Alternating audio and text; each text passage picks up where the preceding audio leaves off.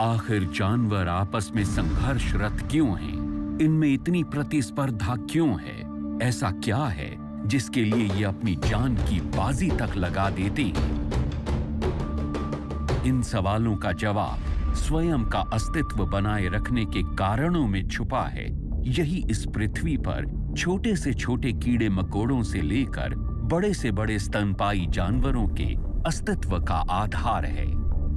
इस द्वंद्व के समाधान बहुत ही असाधारण और विविधता से भरे हुए हैं और जिनका पालन इस ग्रह पर रह रहे प्रत्येक जीव को करना पड़ता है।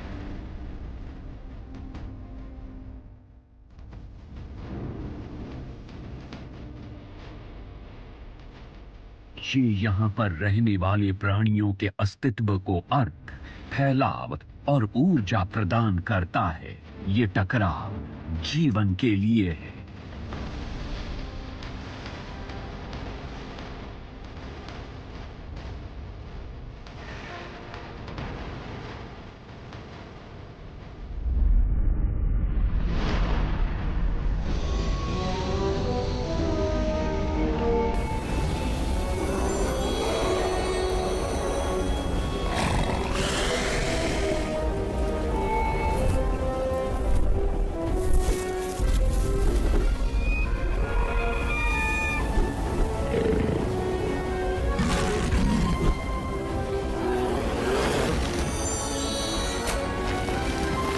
उनमें से एक है प्रभुत्व हासिल करना।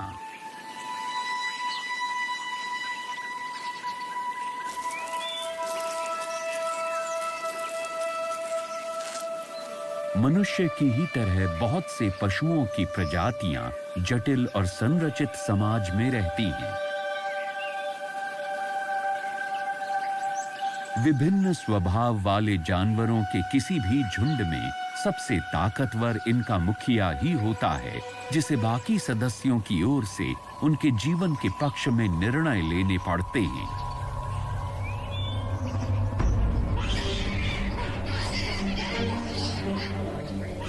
किसी भी झुंड का मुखिया होना एक सम्मानित पद होता है।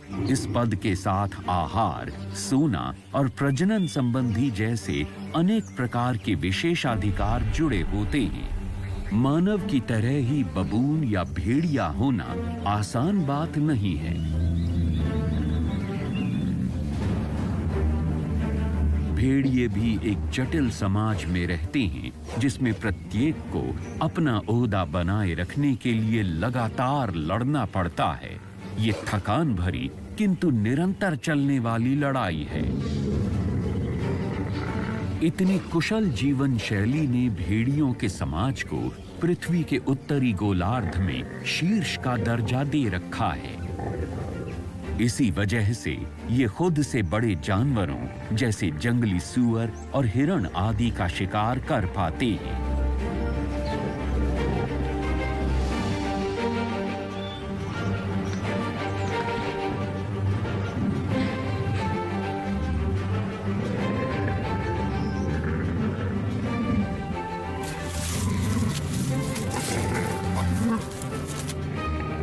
लेकिन शिकार हाथ लगने के बाद प्रभुत्व की जंग शुरू हो जाती है।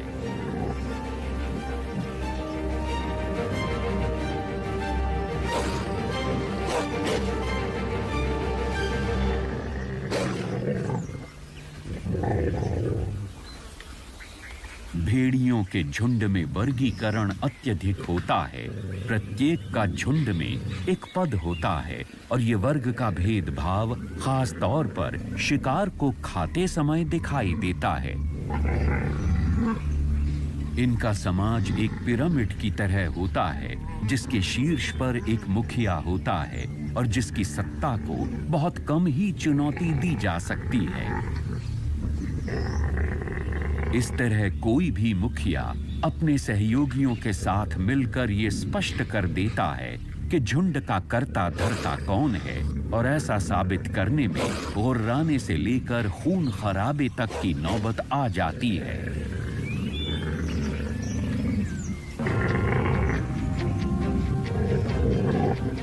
कभी कभी तो सबसे प्रतिकूल सदस्य को झुंड में ऐसी आक्रामक प्रतिक्रिया का सामना करना पड़ता है जहां उसे सशक्त सदस्यों के सामने अपना अंत दिखाई देने लगता है।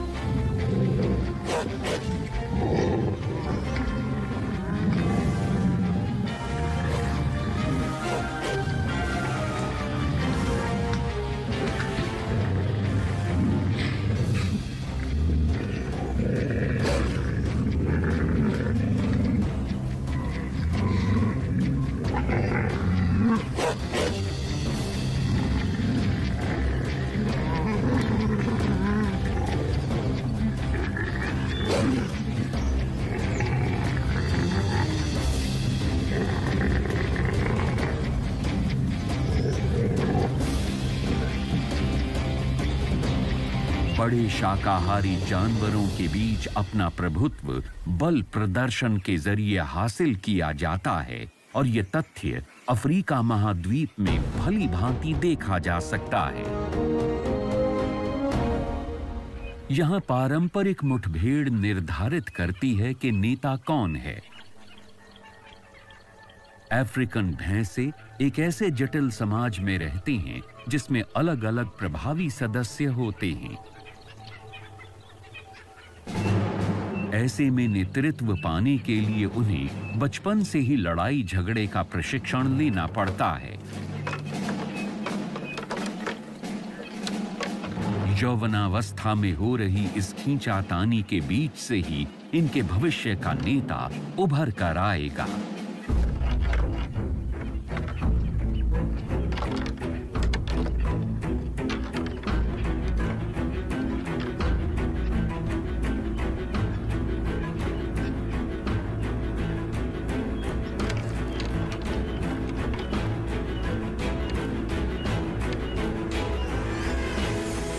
और इस तरह अफ्रीका के केप भैंसों के झुंड की अगुवाई एक दूसरे से अच्छी तरह से परिचित नरों का एक छोटा गुट करता है।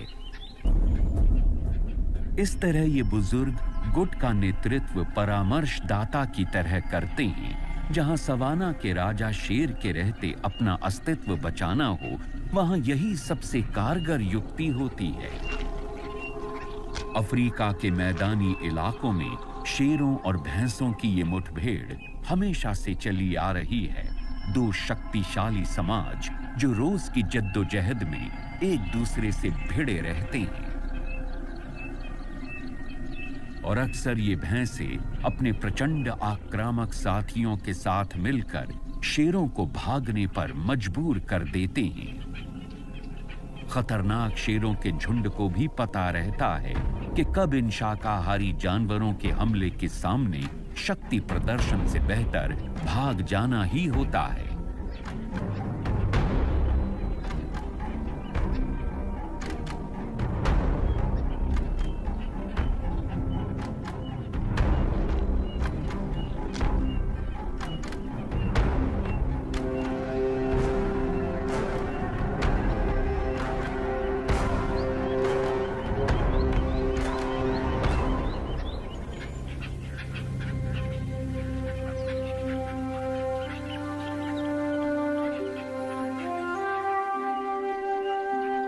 कुछ जानवरों के समाज में प्रभुता की ये लड़ाई जीवन पर्यंत बनी रहती है।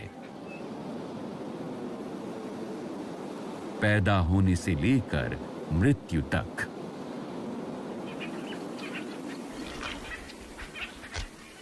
चैकमा या केप बबून्स के साथ ऐसा ही है। एक दर्जन से लेकर सैकड़ों की तादाद में ये वन वानर अपना समूह बनाते हैं जिसका नेतृत्व एक नर करता है।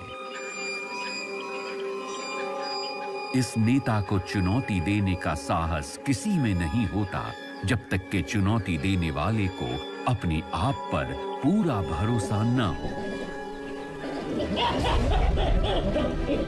इसके बावजूद इसकी छत्र छाया और देखरेख में युवा वानर एक दिन इसका ही स्थान पाने के लिए आपस में लड़ते भिड़ते रहते हैं।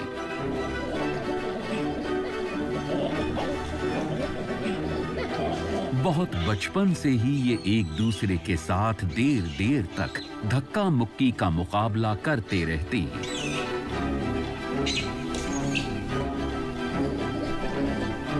इस लड़ाई झगड़े के खेल का मकसद होता है एक दूसरे की ताकत को परखना और आखिर में किसी एक को भविष्य में झुंड का नेता बनने की तैयारी करना।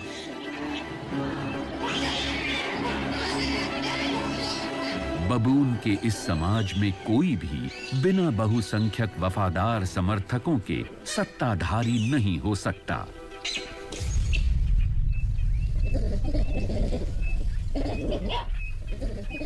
साथ ही पद और सत्ता की इस सीढ़ी में ऊपर पहुंचने के लिए शारीरिक रूप से बलवान होना भी आवश्यक है।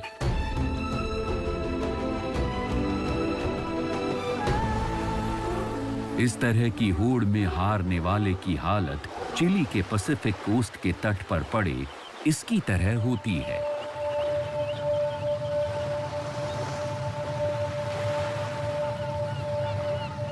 एक साउथ अमेरिकन सी लायन अपनी लड़ाई हार चुका है और नतीजे में अपनी जिंदगी भी, लेकिन शायद प्रतिद्वंद्वियों से ज्यादा इसने थकान की वजह से जिंदगी खो दी।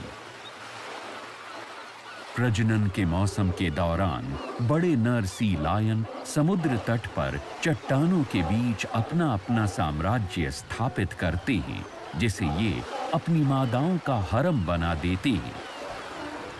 और इस तरह के बहुमूल्य इलाके को पाने के लिए बहुत से प्रतिद्वंद्वियों से इन्हें लड़ना पड़ता है।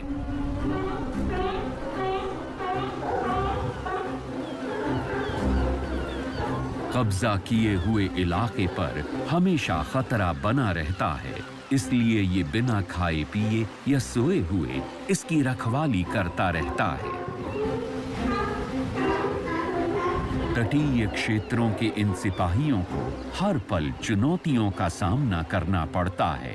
अपनी वंशावली को बढ़ाने के लिए किसी भी आगंतुक को पछाड़ना जरूरी होता है।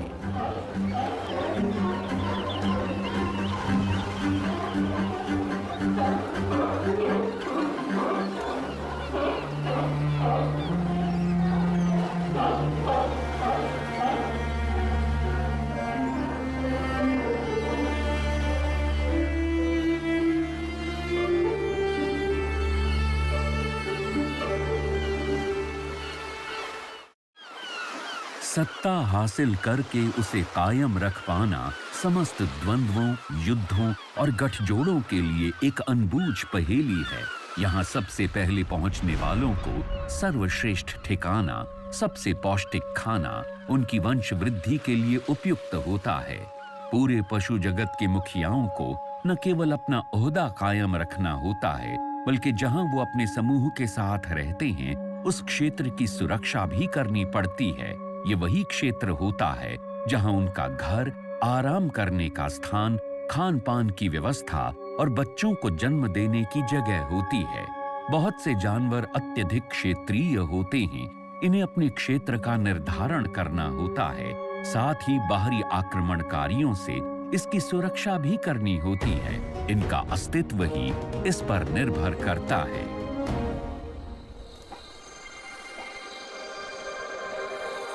वायलेट ईयर्स एक प्रकार की गुंजन पक्षी, जहां एक ओर नन्हे खिलौने जैसी और पन्ने जैसी खूबसूरत होती है, वहीं दूसरी ओर बिजली की तरह तेज और स्वभाव से लड़ाकू होती है।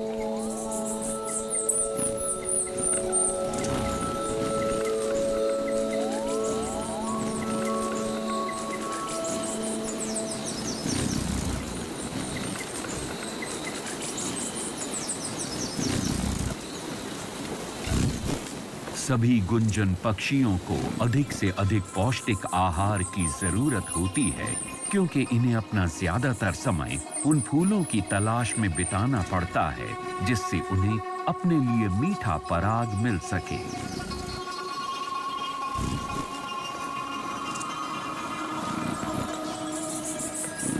इन गुंजन पक्षियों का अपना छोटा क्षेत्र निरंतर युद्ध क्षेत्र बना रहता है।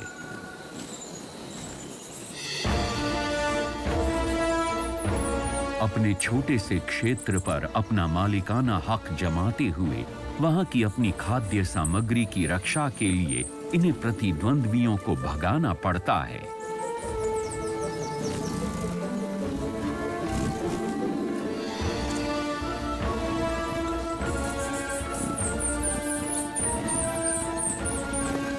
अपने क्षेत्र में आराम करने वाली जगह टहनियों को मुफ्तखोरों से बचाने के लिए किया गया युद्ध निरंतर होता रहता है, और इतना ही नहीं, ये अपेक्षा से अधिक हिंसात्मक भी होता है।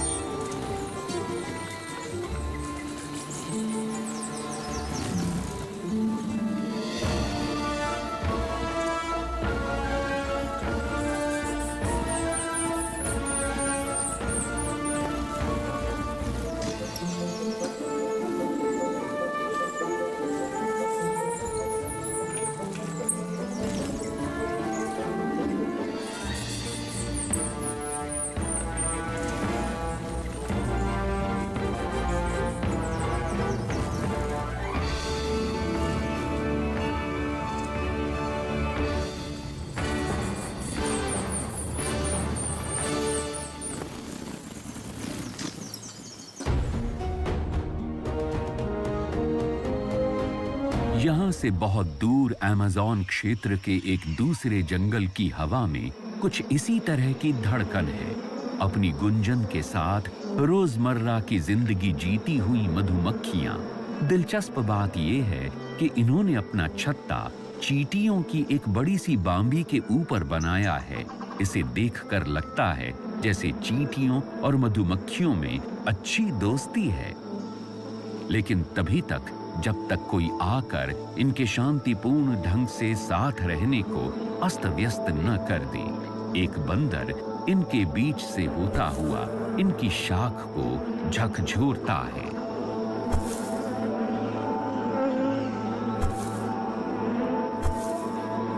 लेकिन बंदर की जगह चींटियां अपनी पड़ोसी मधुमक्खियों पर आक्रमण करती हैं। शुरू में तो मक्खियों की सेना चींटियों की पहली टुकड़ी का मुकाबला करती है, लेकिन ये युद्ध अभी बस शुरू ही हुआ है।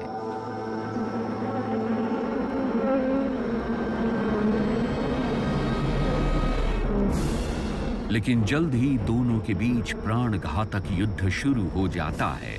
हजारों चींटियों के सामने कुछ दर्जन मधुमक्खियां। देखने में तो ये एक तरफा युद्ध लगता है, लेकिन मक्खियों के पास अचूक रणनीति है। उनकी कुशल घेराबंदी आगे बढ़ती चींटियों को निर्ममता से मार डालती है।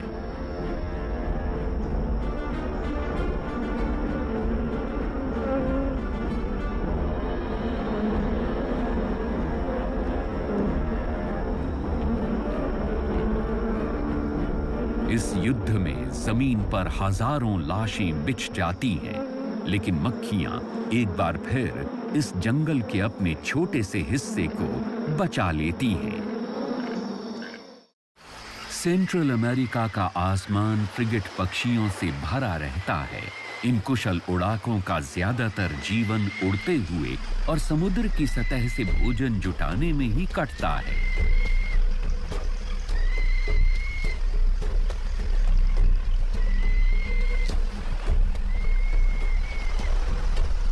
ये पक्षी अपना भोजन ढूंढते हुए समूह में ही उड़ते हैं। मछलियों को लेकर इनकी लड़ाइयां भी होती हैं और ये कोलाहल से भरी अपनी बस्तियों में बहुत अधिक तादाद में प्रजनन करते हैं। प्रजनन की ऋतु में नर मादाओं को आकर्षित करने के लिए आकाश से आसानी से दिखाई दे जाने वाली जगह ढूंढकर वहां दर्जनों की संख्या में एकत्रित होकर भड़कीला दृश्य प्रस्तुत करते हैं।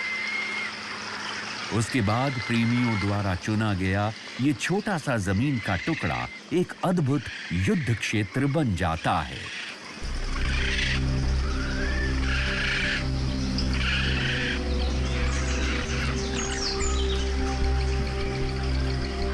अपने गले में गहरे लाल रंग की थैलियों को गुब्बारे की तरह फुलाकर ये नर आकाश में उड़ती हुई मादाओं को आकर्षित करते हैं।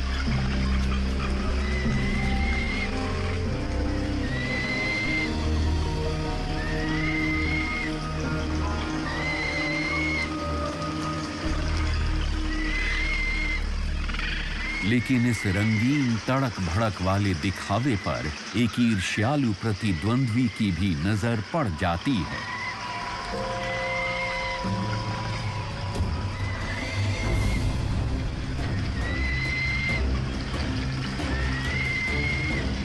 ये हमलावर अपने प्रतिद्वंद्वी की खूबसूरत लाल थैली को अपनी चोंच से फोड़ना चाहता है ताकि इस पर किसी मादा की नजर न पड़े। लेकिन ऐसे हमले का शानदार फ्रिगेट पक्षी अत्यधिक सुंदर ढंग से सामना करते हैं और खुद की रक्षा करते हैं। अपनी हुकनुमा चोंच से ये हमलावर पर आघात करते हैं और आखिरकार हमलावर को वापस जाना पड़ता है। यहाँ प्रजनन के लिए जोड़े बनते हैं, विवाद सुलझाए जाते हैं, पनपते संघर्षों की हार जीत होती है और ये सब केवल इस 1 वर्ग मीटर के क्षेत्र में। इनके पारस्परिक टकराव का एक तीसरा कारण भी होता है जिसे हम रोजमर्रा की भाषा में प्रेम कहते हैं।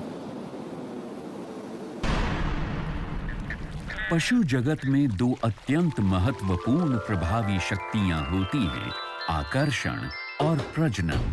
ऐसे में प्रबल, हैरतअंगेज और अक्सर बहुत आक्रामक आचरण एक आम बात है।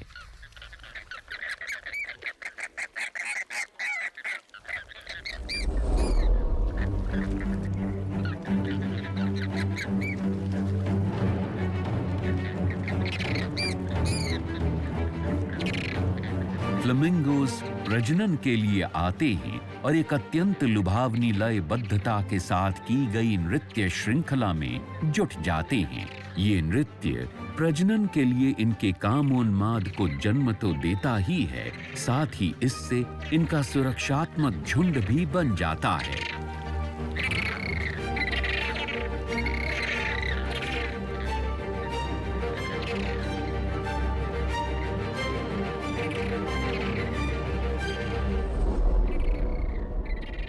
इतने सभ्य तरीके से ऊर्जा के बहाव को नियंत्रित करने के बावजूद अक्सर मुठभेड़ हो ही जाती है।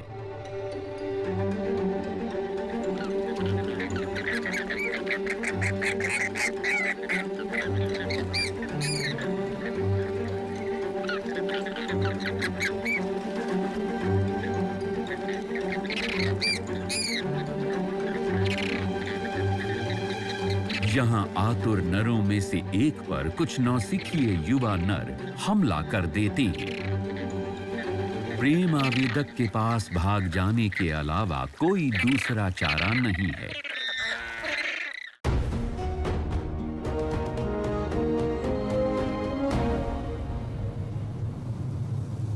दूर मेडिटेरेनियन जंगलों के ऊंचे ऊंचे ऊबड़-खाबड़ पहाड़ों पर जाड़ों के बाद पतझड़ के शुरुआती दौर में एक और टकराव की स्थिति पनपने लगती है।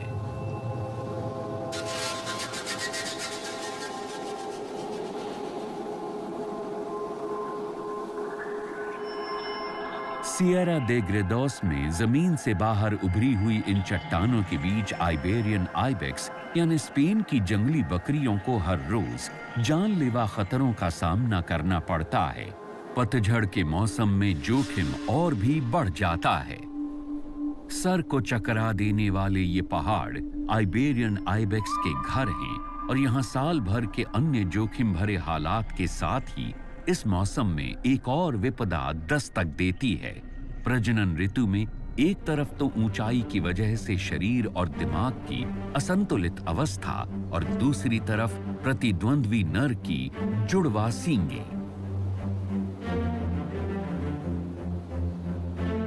कामोत्तेजना की अवस्था में एक नर की सारी ऊर्जा दूसरे प्रतिद्वंद्वी नर को खदेड़ने पर केंद्रित होती है और यहीं से शुरू होता है भीषण टकराव।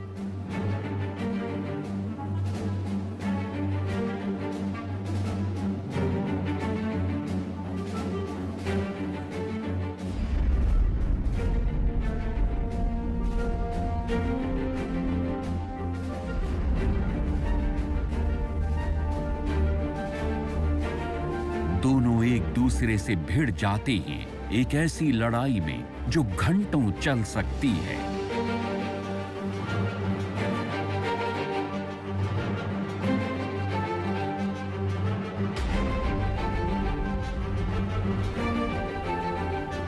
अपने आसपास की दीन दुनिया से बेखबर प्रजनन के लिए आवेग से भरे दोनों की इस भिड़ंत की आवाज से सियरा के पहाड़ गूंज उठते हैं।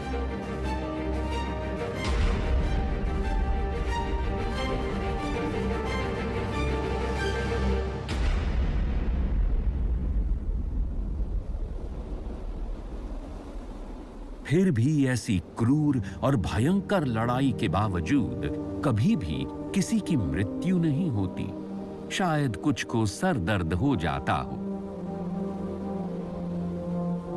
मेडिटेरेनियन के इन पहाड़ों की तलहटी में ओक के छोटे जंगलों में जब बकरियों का प्रेमावेग ठंडा पड़ने लगता है, वहीं कुछ अति उत्साहित चिड़िया उस जुनून की मशाल को कायम रखती हैं।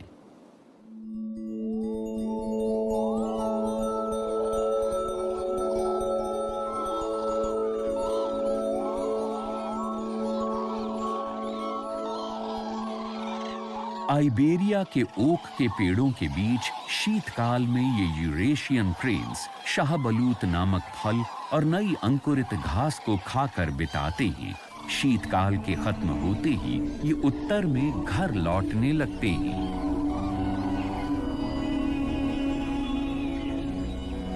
प्रेमियों के बीच दावेदारी और मनमुटाव का भी वक्त शुरू हुआ।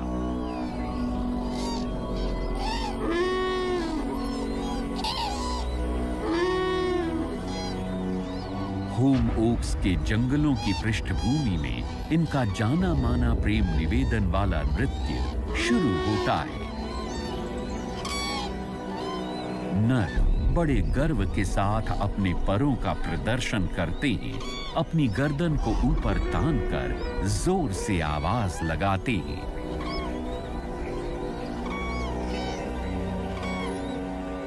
सबसे अधिक उत्सुक नर शोर करते हुए एक दूसरे के सामने आ खड़े होते हैं। दोनों के बीच तनाव बढ़ता जाता है।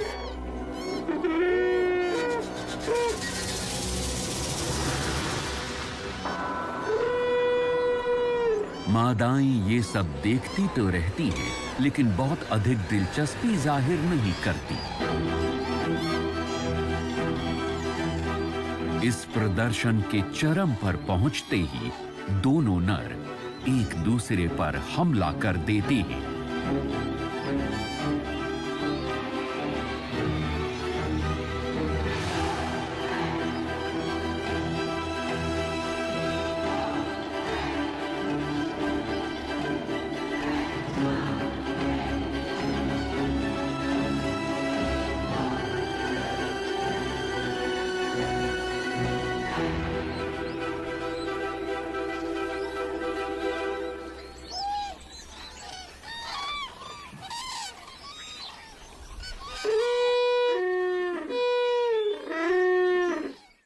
अर्जेंटीना के वाल्डेस पेनिनसुला के तटों पर दक्षिण की एलिफेंट सील्स विश्राम करती हैं।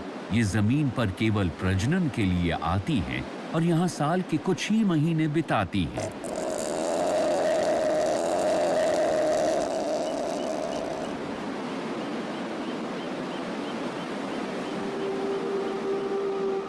इनमें से केवल कुछ नर ही हैं जो अपना हरम बना पाते हैं, क्योंकि ये अपने जीवन में केवल एक बार ऐसा कर पाते हैं, तो इसके लिए इन्हें झगड़ना पड़ता है।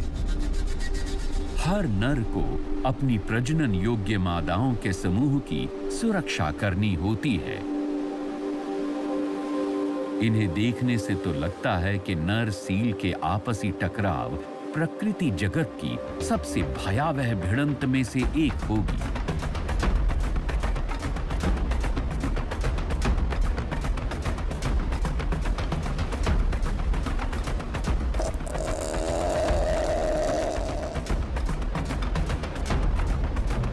हालांकि सच्चाई ये है कि यहाँ दृढ़ता बेहद जरूरी है।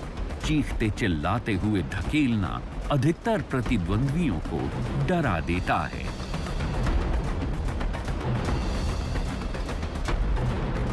अगर वजन ज्यादा हो तो ये ज़बानी धमकियां और भी कारगर साबित होती हैं। बड़े और ताकतवर सील, जिनका वजन 4 टन तक हो सकता है, एक दूसरे से टकराकर अपने प्रभुत्व को स्थापित करते हैं ताकि आगामी पीढ़ियों तक ज्यादा ताकतवर जीन्स पहुंच सकें। और एक बार प्रतिद्वंद्वियों से छुटकारा मिला, उसके बाद ये नर आश्चर्यजनक रूप से विनम्र होकर मादा के सामने अपने प्रेम प्रस्ताव को प्रदर्शित करते हैं।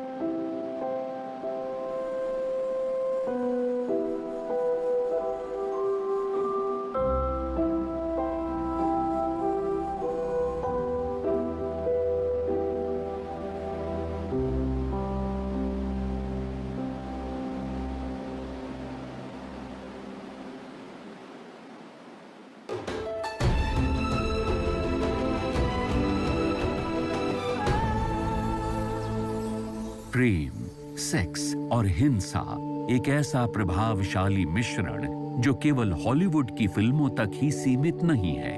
ऑस्ट्रेलिया की प्राचीन चट्टानों का ये इलाका काली धारियों वाले वॉलबीज नामक पशु से भरा हुआ है। अपनी थैली के साथ कंगारुओं की तरह दिखने वाले ये प्राणी सामान्यतः बहुत शांति प्रिय होते हैं, जब तक कि प्रेम का जुनून इनके सर ना चढ़ जाए।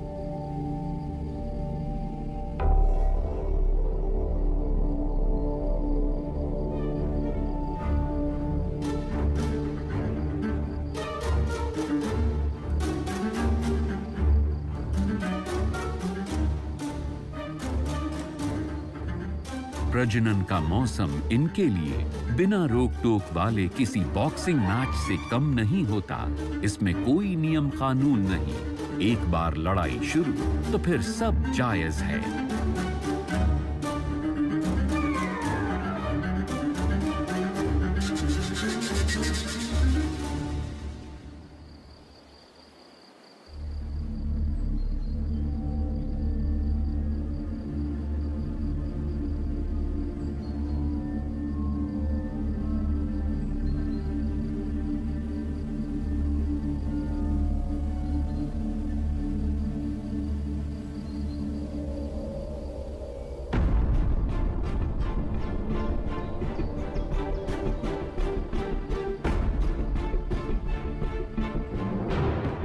फ्लाइंग किक्स, घूंसे, थप्पड़ और नोचना खसोटना, जब तक कि कोई एक नर जीत न जाए।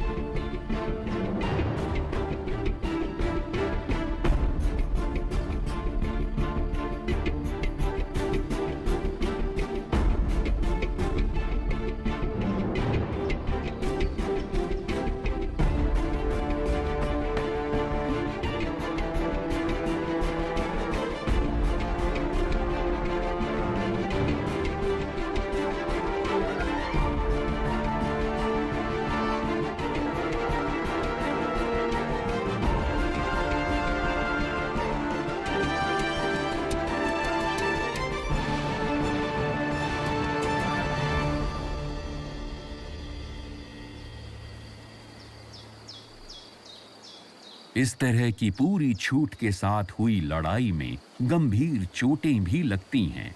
हारने वाले का बुरा हाल हो सकता है। जीवन चक्र और अस्तित्व को बनाए रखने के लिए सेक्स, ताकत और क्षेत्राधिकार का संघर्ष जितना जरूरी है, उतना ही भोजन के लिए भी। लेकिन सभी योद्धा भयानक मांस भक्षी नहीं होते। टेनरीफे के पथरीले कैनरी आइलैंड में अभी तक डायनासोर्स घूमते फिरते हैं, या उन्हीं के आधुनिक करीबी रिश्तेदार। ग्रैंड कनारिया की विशालकाय छिपकली की लंबाई 80 सेंटीमीटर तक हो सकती है। अपनी इस प्राचीन शक्लो सूरत के बावजूद ये अधिकतर शाकाहारी होते हैं।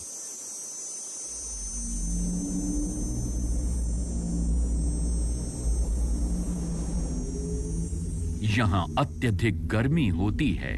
लावा के बने इस टापू पर प्रचंड धूप सारे पेड़ पौधों को सुखा देती है। प्राकृतिक साधनों के अभाव में हरी भरी वनस्पतियों की जगह ये रस भरे गूदेदार पौधे ले लेते हैं। यहाँ की लड़ाई बराबरी की नहीं होती।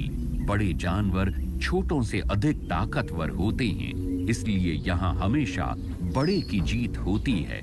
बड़े आकार वाली छिपकलियां अपने से छोटों को डरा धमकाकर भगा देती हैं और इसलिए भोजन का अधिक पौष्टिक हिस्सा इनको मिलता है।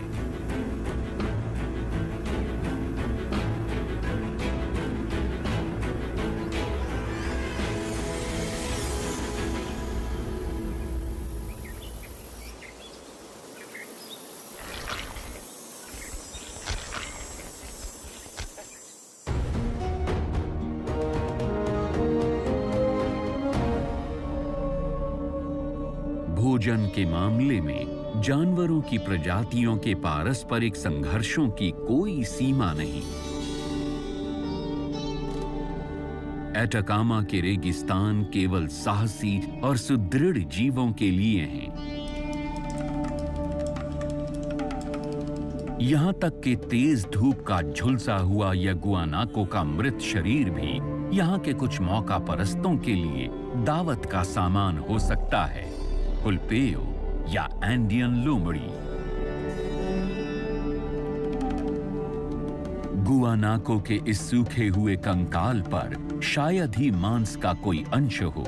उसके बावजूद ये रेगिस्तान के बीचों बीच पड़ा हुआ एक खजाना है।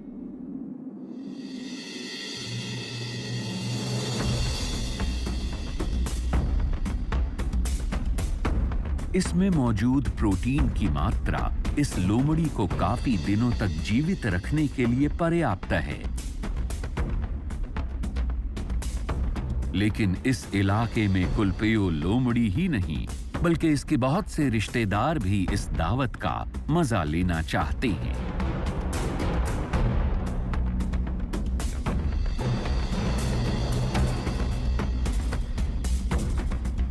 लेकिन मुश्किल है ये तय कर पाना कि इस परोसे हुए भोजन पर पहला अधिकार किसका है। सबसे अधिक भूखे और बलशाली पहली खुराक पाते हैं।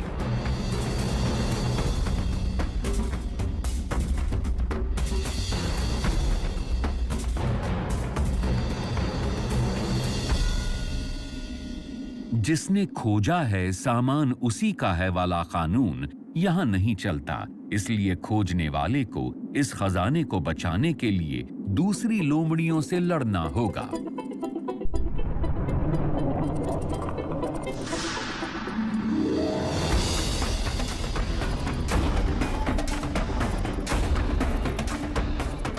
खोजने वाले का भोजन से हाथ निकल गया।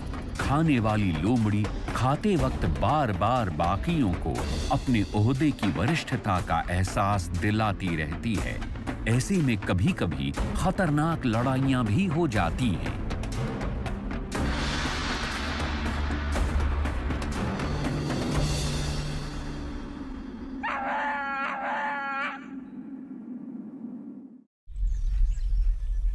जीवन चक्र बनाए रखने के संघर्ष के लिए जो पांचवी प्रेरणा होती है वो है परिवार।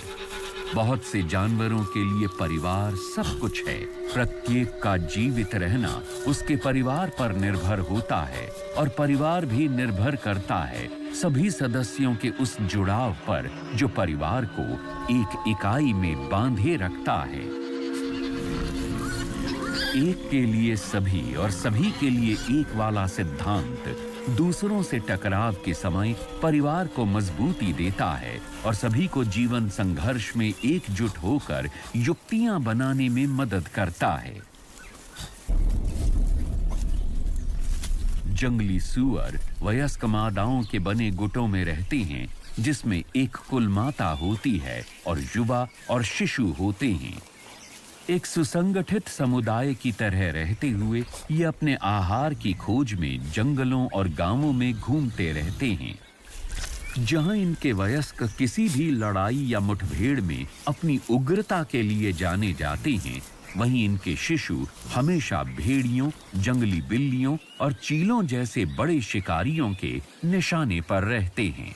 इनका एक नन्हा बच्चा किसी भी शिकारी जानवर को आकर्षित कर सकता है। इसी वजह से इनकी शक्तिशाली कुल माताएं हमेशा चौकन्नी रहती हैं। किसी तरह का खतरा भांपते ही पूरे झुंड को वो आगाह कर देती हैं।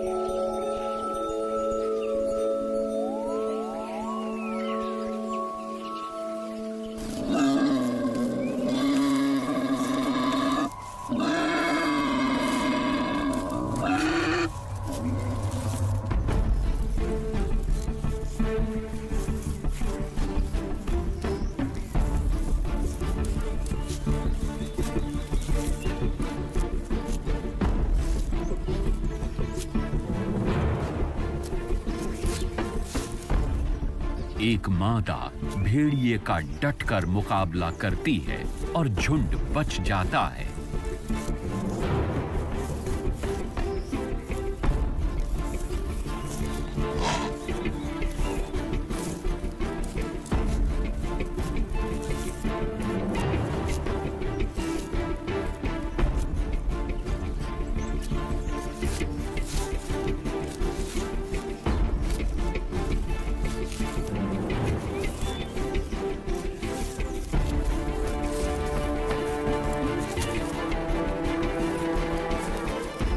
और इस टकराव में केवल बच्चों की हिफाजत ही नहीं हुई, बल्कि ये मादा भी सफल विजेता की तरह उभर कर सामने आई।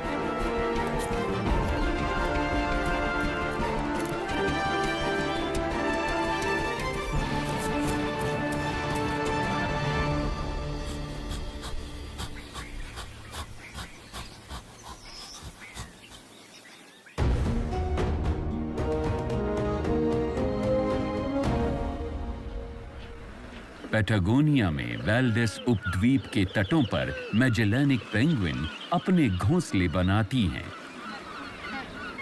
ये तटों पर बने छोटे छोटे खाईनुमा गड्ढों के क्षेत्र में एक तरह का सामूहिक आक्रमण करके उसी में घोंसले बनाती हैं, अंडे देती हैं और फिर अपने चूजों को पालती हैं।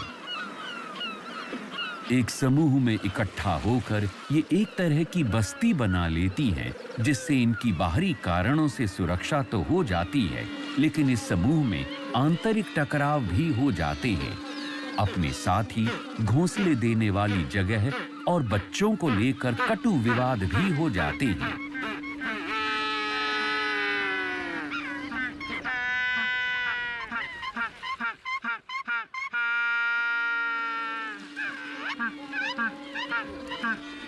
इनके बीच हो रहे कोलाहल से बस्ती में चल रहे तनाव का साफ पता चल जाता है। पड़ोसी जोड़ों के बीच टकराव होना तो आम बात है। प्रतिद्वंद्वियों की लड़ाई तो ऐसी होती है जैसे दो तलवारबाजों के बीच होती है। इनकी नोकीली और मजबूत चोंच बेहद खतरनाक होती है।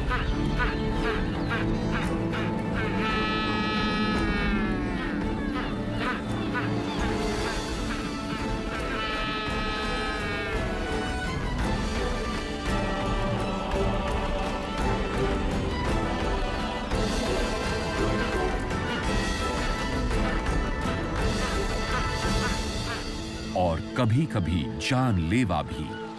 ऐसी अनहोनी के बावजूद ज्यादातर पेंगुइन्स अपने बच्चों का पोषण करते हैं।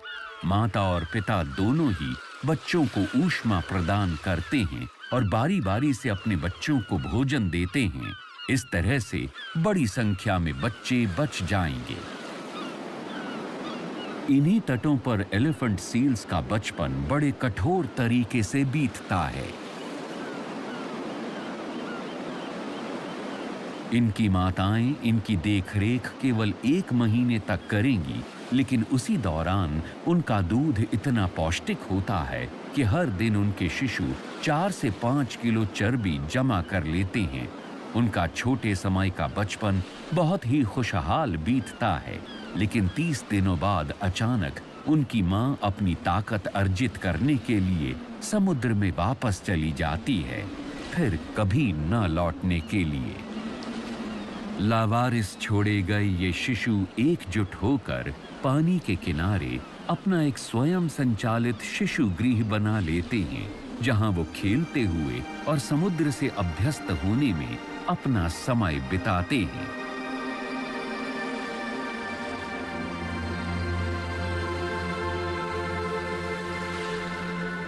उसी समुद्र में पास ही ऐसे स्तनपायी भी रहते हैं जो अपने शिशुओं की देखरेख कई सालों तक अपने अपने परिवार के समूह में रहकर करते हैं। ऑर्कस व्हेल की मादाएं अपने शिशुओं की देखरेख के साथ साथ उन्हें एक गुट में रहकर भोजन की तलाश और शिकार के तौर तरीके भी सिखाती हैं। जब युवा एलिफेंट सील्स तट के किनारे आते हैं, तब ऑर्कस मौके का फायदा उठाते हुए अपने शिशुओं को उनके शिकार के गुर सिखाती हैं। दोनों ही प्रजातियों की जिंदगी में ये एक बहुत महत्वपूर्ण घड़ी होती है। युवा ऑर्कस अपनी मांओं से शिकार सीख रहे हैं, जबकि एलिफेंट सील्स को अकेले ही अपनी जान बचाकर भागना सीखना पड़ रहा है। किलर व्हेल्स के पास परिवार का सहयोग और तजुर्बा है जो उन्हें आगे बढ़ने का मनोबल दे रहा है।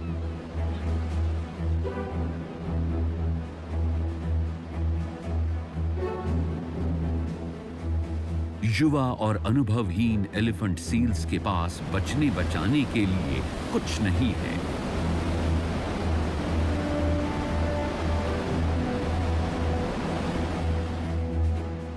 युवा ऑर्कास के पास एक बड़े शिकार को पकड़ने का अवसर है जो उनके अभी और भविष्य के जीवन की निरंतरता का आधार है।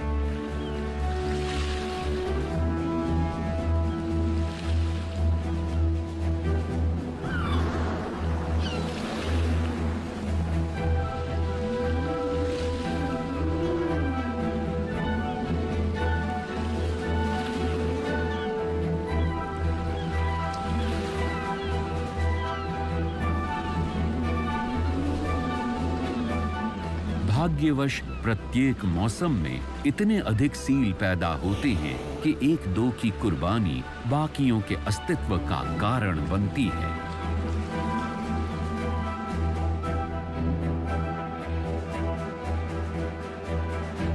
ये वही जीवन मृत्यु के बीच का संघर्ष है जिसकी वजह से शिशु सील का चेहरा चिरकाल से चल रहे प्रकृति के संतुलन का प्रतीक बन गया है। प्रत्येक पशु और प्रत्येक प्रजाति के पास अपने विशिष्ट औजार और नीतियां होती हैं, जिनकी मदद से वो अपनी जीवन संबंधी आवश्यकताओं को पूरा कर सके।